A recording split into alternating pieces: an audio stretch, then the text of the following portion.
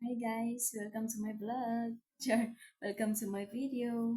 For today's video, mukhaon ko.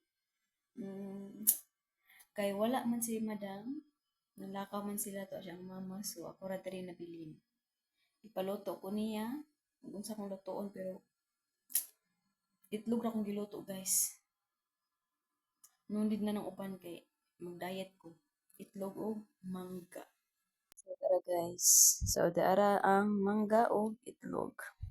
Maura gyud na siya guys. Naipan daghan pero di ko mo kaon kay napulan ko si kaon anang pan. Sa man ang pan? Gusto na ko kanang luto ba tas manok.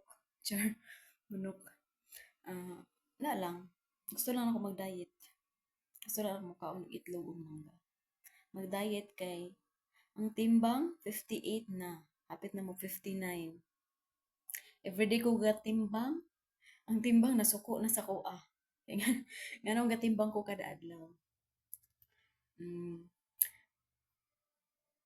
everyday ko mag-update sa akong timbang guys kay gusto na ko maabot og 52 kilos but nganong dili man jud.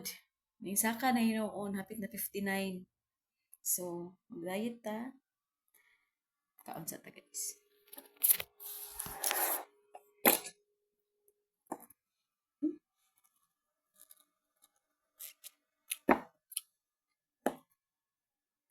Uy, lami lang mangga. Tabang.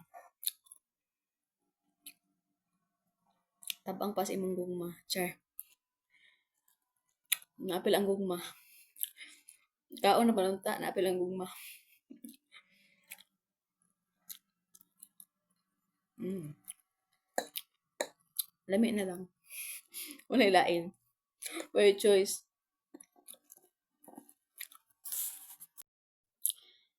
Hapit na mahurot guys. Ulita dyan ako eh. Wala lang. Na-miss lang ako ang mangga.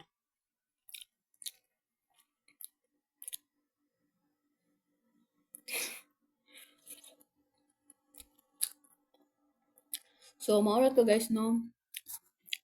Nag-update lang ko sa ako ang luto. Luto ng itlog. Bye guys!